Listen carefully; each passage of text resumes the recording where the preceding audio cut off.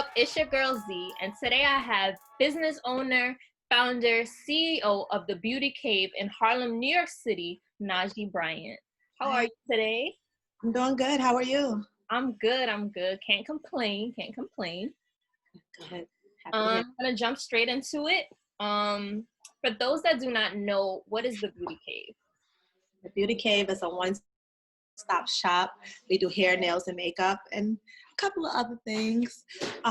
We are located in East Harlem, Black owned, which is by me. Black staff, young staff, and people that's just trying to create and develop their careers in the industry. Okay. And how many of you is working in the shop? Right now, we have about 11 people, 11 staff, between stylers, nail technicians, reception, assistants. So yeah, we have a full functioning team. That's great. That's great. And talk to me about your journey leading up to the grand opening and the founding of the Beauty Cave. What was that journey like for you? Yeah. It could be as far back as like when it was just like a dream and an idea. Like, talk to me. Right. So I have to say that I'm really, really big on writing dreams and writing goals down.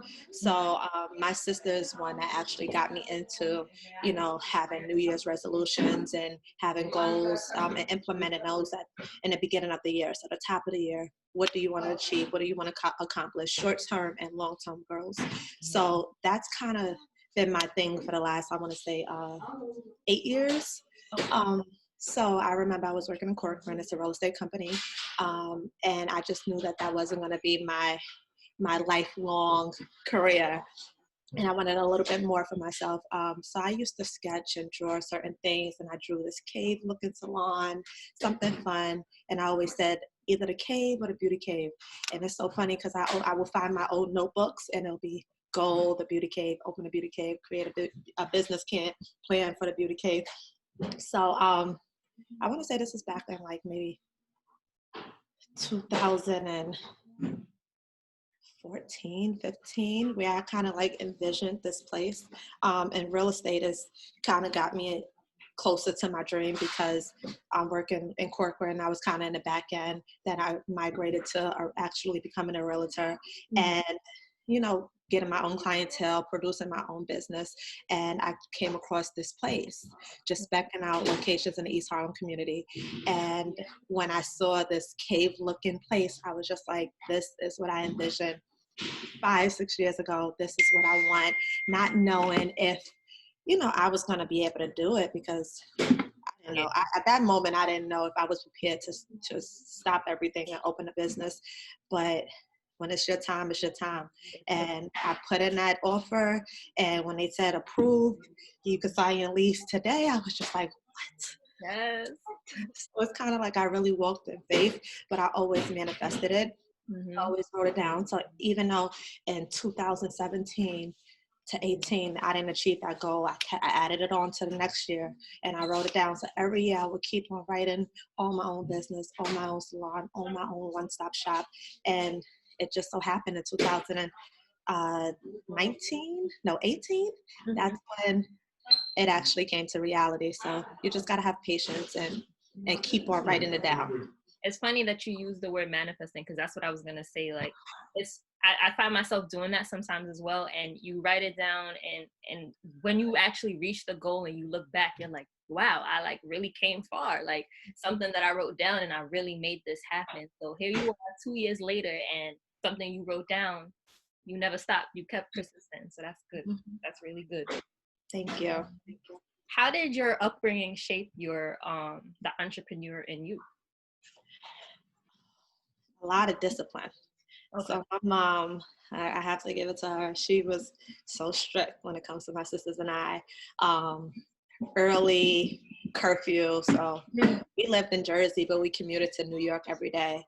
My mom had to be to work at 6 a.m, and I was in private school coming up. So we was up at 4 o'clock in the morning, military style, coming to the city, try to catnap before school, going to school, and just being punctual and you know, we always went to a uniform school. So just presentation was always important to me. Being punctual was engraved in me at a young age. Saving money has always been a thing because I watched my mom move out of New York, out of Harlem, and say, I want to raise my kids in a house, you know, together. So that always been a passion to level up and keep on moving forward. So it's just a lot of things that was instilled in me at a young age, down to the just being on time to everything you do, making a list, having goals, setting them goals, accomplishing them goals, Right. continuing your education. So family is the reason that I'm here for sure. And do you think you were able to see that at that age, or do you think it became more clear to you when you got older? Absolutely. Absolutely not. I mean, if you asked me this 10 years ago, I'd be like, I hate my childhood. It was so hard. You know, I would always bash my mom's parenting style. I mean, I might sometimes still do it, you know, because it's like I've never been to sleepovers and did like typical kid stuff. And I kind of feel like I missed out, but I also feel like it was a reason behind that. You know, my mom was very like overprotective and wanted to keep us safe. So now I have those kind of like morals instilled in me. So with my business, I treat it like a baby. So I want to make sure it's safe. I always want to be here. I always want to protect it. I always want to make sure it's ran properly. So yeah, I kind of got a little bit of her in me. Make sure you say thank you to mama. I know I do. I need to give her a nice little gift or something. Oh.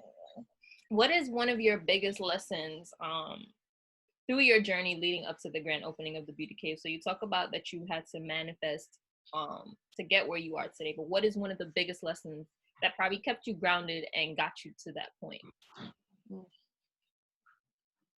One of my biggest lessons, don't be scared of rejection. Don't be scared when those doors close because it's for a reason. I believe that everything happens for a reason. I used to work in corporate America, and at one job, I cried every single day.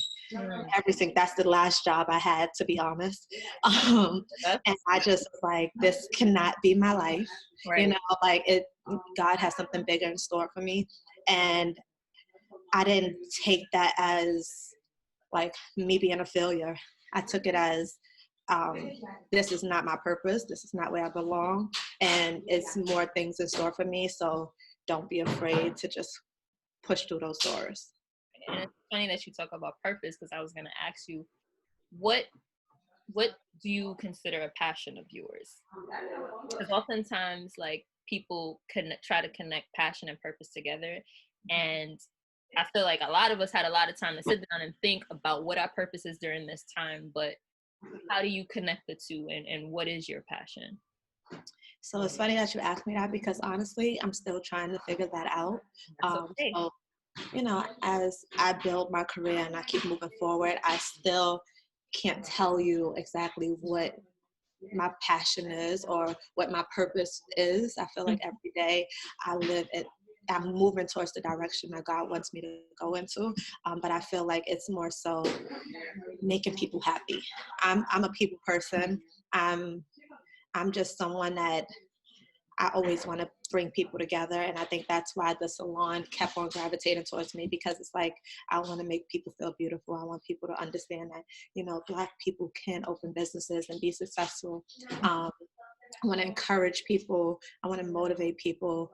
I'm just that person that if you need like a push because you're feeling down or something like that, you call my phone and hopefully you'll get spiritual Najee, or sometimes you might get off your behind, you know, like you'll get that talk. So I really enjoy being that person for like my friends and family, because we all need that person. We all need someone that can kind of like talk to us and get us back on track. Mm-hmm. And I think it's important for people to hear that as well, because a lot of times when people see entrepreneurs and successful entrepreneurs at that, they think like, damn, they have it all figured out. Like they know their passion, they know their purpose, and that's why they're, you know, successful. But it's important, and it's okay to say like, you know, I don't know my passion right now, and I'm figuring it out. And sometimes your passion might not even be your breadwinner, you know, like sometimes that might not even be in connection. So it's okay. Right. You're figuring it out. It's all okay. What does the Beauty Cave mean to your community? The Beauty Cave, what it means to not only East Harlem, but Harlem, New York, and any person that doesn't live in New York. I think it means inspiration. Mhm. Um, it means, you really got to go through the mud if you want to get to a certain point. You got to speak things into existence. You got to believe in yourself. Yeah. So I love telling my story because it's real. It's no fake story behind this. It's literally like I wrote it down, kept writing it down, kept drawing pictures, and eventually I got it. I'm not saying that my life is peaches and cream. I'm not saying that this business is easy, because it's not. But it's worth it. I learn every day. I appreciate it, even if feel like I want to pull my hair out or cry, close the gates now. It's whatever I do next. I know that this is molding me for something bigger and better. And I see that you have a quote on your Instagram page, and it says, "First you dream it, then you chase it." So what does that statement mean to you? So I believe it's the song, MMG, Wale, Meek Mills. It's called Ambition. Okay. So that was one of my motivational songs that I needed. So when it came out, I was just like, I gotta do more. Like, it just pushed me, because it's a real song. Mm-hmm. Um, and if you don't have ambition, you don't have anything. So if you want to have your own business, or, you know, get a promotion, or whatever you want to do in your life, you have to have some type of ambition. And that gives courage and motivation and dedication to whatever you're trying to go after. So it's my story. When I heard that song, I mean, I heard it years ago before the business, but that motivated me to move in that direction. Mm-hmm. And then when I hear it now, it's like, yo, that's my life. I dreamed it, and now I'm living my truth. I'm living my story. So it's something to tell people. So whoever needs that motivational talk or needs to listen to that song, listen to it, because it will push you in the right direction. I think the businesswoman and just everything that you're saying just proves that you're a testimony to that. So for Thank you. sure. Years down the line, I think we're all gonna look back and be able to talk about Corona and COVID and the impact that it had on all of us and how it shaped us during the time that we had to just sit still, and how it even maybe impacted your personal life, your business. What's one or two things you're gonna be able to speak on in terms of who you are as a businesswoman, but also the impact it had on the Beauty Cave for you? Right. Well, of course, this goes down in the history books. Yeah, for sure. COVID, I mean, honestly, in the beginning, I was just like, people are dying. Like I just was like, I have to close down, whether or not I'm financially ready for it or not. I didn't know the seriousness of it in the beginning, but after, 2 weeks, I was just like, oh, this is real, and then after a month, I just, in those moments, I just didn't really know what to do, but I couldn't think about the business. I had to think about, because I had family that was affected by it, close family at that. So I just knew that whatever happens will happen. I will figure it out. I'm not here for no reason. So I kind of, like, again, walked in faith. I prayed a lot. I mean, I definitely cried a lot. Yeah. But it was a struggle. It was a stressful time. But I mean, me being me, I figured out different ways to produce revenue, and had social media fun where I had, like the little games that everyone was playing, and I had a couple of special guests come. So it made my time go a little bit faster. And I just figured out ways, and I also created plans on, God forbid this were to happen again.